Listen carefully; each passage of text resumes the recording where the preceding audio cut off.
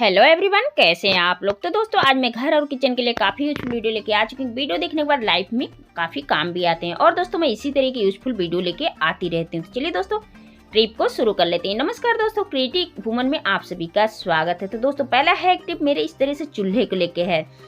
तो दोस्तों जिस साइड हम चूल्हे रखते हैं, आपने देखा होगा किसी किसी के चूल्हे के सामने विंडो खिड़की रहती है। तो खिड़की के सामने से जब हवा आती है तो इस तरह से हमारा गैस काफ़ी वेस्ट जाता है, काफ़ी नुकसान भी होता है।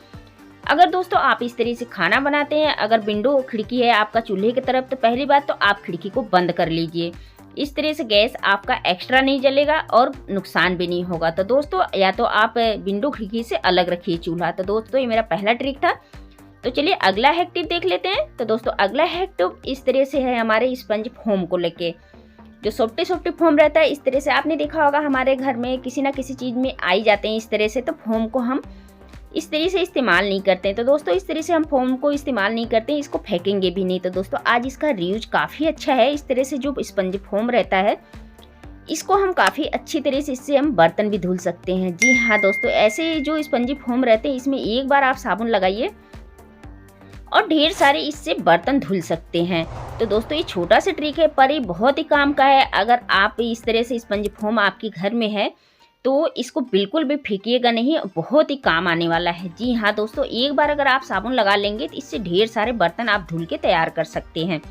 तो दोस्तों बहुत ही कमाल का आइडिया है। इस आइडिया को आप लोग एक बार जरूर ट्राई कीजिए। अगर वीडियो जरा से भी पसंद आता है तो वीडियो को लाइक शेयर के साथ कॉमेंट भी करके जरूर बताइएगा कि दोस्तों इसमें से टिप और ट्रिप आप सभी को कौन सा पसंद आया। जी हाँ दोस्तों, और इस तरह से बर्तन को धुलने के बाद आप इस तरह से चाहे तो स्पंज फोम जो है इसको अच्छी तरह से धुल के आप रख भी देंगे, ये सूख भी जाएगा। तो है ना दोस्तों, बहुत ही कमाल का आइडिया है।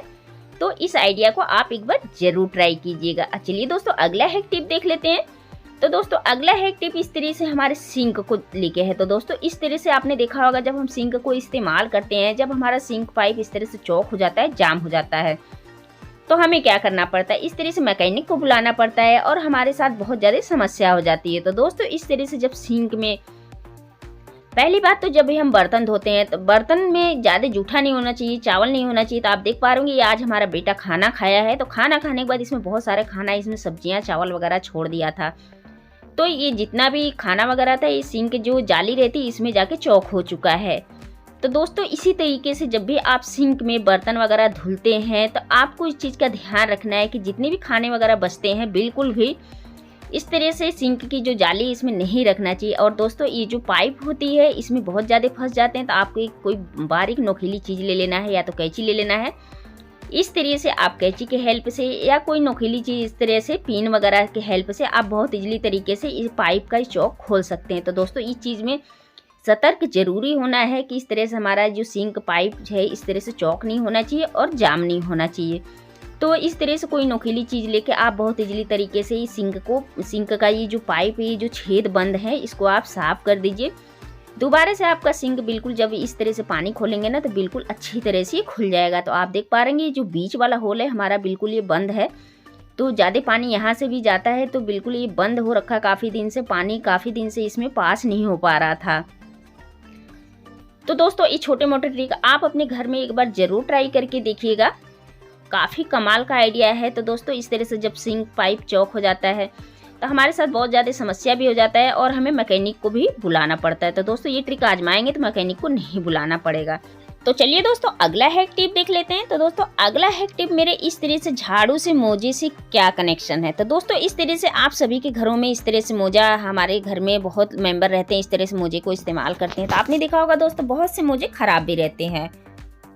तो दोस्तों इस तरह से मोजे को हम इस्तेमाल नहीं करते हैं, फेंक देते हैं। तो दोस्तों आप कोई भी झाड़ू में इस तरह से, देखिए हमारी पुरानी झाड़ू है तो मैं झाड़ू के ऊपर इस तरह से मोजे को चढ़ा ले रही हूँ और चढ़ाने के बाद मैं इसका रीयूज बताऊंगी कि मुझे करना क्या है। तो दोस्तों एक कटोरी में पानी लेके आपको थोड़ा सा मोजे को नम कर लेना है। तो सर्दियों में दोस्तों क्या होता है, हर किसी का बस का झाड़ू पोछा करना नहीं होता है और हर कोई रोज रोज सर्दियों में नहीं कर पाता है। तो दोस्तों देखिए इसका यही कमाल है कि इस तरह से जब आप मोजे को झाड़ू को ऊपर पहनाएंगे तो आप देख पा रहे होंगे कितना सारा इसमें डस्ट निकलता है। तो यहाँ तक कि मोजे को पहनाने के बाद आप इसके कोने कोने, दीवान के नीचे, सोफे के नीचे आप देख पा रहे होंगे कितना कूड़ा निकल रहा है। तो दोस्तों इस तरह से ये छोटा सा ट्रिक है, इस ट्रिक को आप ज़रूर एक बार ट्राई कीजिएगा दोस्तों। मैं उम्मीद करती हूँ कि आप सभी को ज़रूर पसंद आएगा। तो देखिए मैं आपके सामने रिजल्ट दिखा रही हूँ, कितना सारा इसमें डस्ट निकल रहा है। तो दोस्तों ये छोटा सा ट्रिक है पर ये बहुत ही काम का है। तो दोस्तों इसी तरह से आप कोने कोने इससे झाड़ू सफाई कर सकते हैं। तो देखिए मैं दीवान के नीचे भी काफ़ी अच्छी तरह से इस तरह से मोजा पहनाने के बाद आप काफ़ी अच्छी तरह से इस तरह से सफाई कर सकते हैं। तो दोस्तों अगर आप 1 दिन 2 दिन पोछा भी नहीं लगाएंगे ना तब भी चलेगा। इस तरह से गीला करने से क्या है कि जितना भी धूल मिट्टी डस्ट वगैरह है काफ़ी अच्छी तरह से आपका कमरा साफ करेगा, क्योंकि मैंने मोजे को गीला करा हुआ है। तो जितना भी धूल मिट्टी बैक्टीरिया वगैरह है काफ़ी अच्छी तरह से आप देख पा रहे होंगे मोजे में चिपक चुका है। तो है ना दोस्तों, बहुत ही कमाल का आइडिया है। तो इस तरह से मोजा गीला करके आप कहीं भी कोने कोने सफाई कर सकते हैं। तो चलिए दोस्तों अगला हैक टिप देख लेते हैं।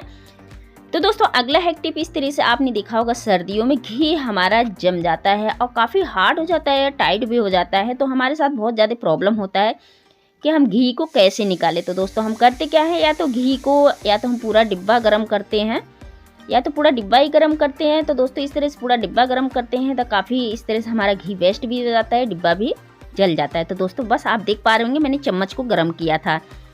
बस चम्मच को हल्का से गर्म करने के बाद आप इस तरह से घी में डिबोएंगे तो इस तरह से आप घी बहुत इजीली तरीके से निकाल लेंगे। 2 से 3 चम्मच 4 चम्मच बहुत इजी तरीके से निकाल सकते हैं। तो दोस्तों उम्मीद करती हूँ कि इन सब में ट्रिप आप सभी कौन सा पसंद आया। वीडियो पसंद आए वीडियो को लाइक कर दीजिएगा और दोस्तों चैनल पहली बार सब्सक्राइब कर लीजिएगा। मिलते हैं इसी तरह से नेक्स्ट वीडियो में। जय हिंद जय भारत।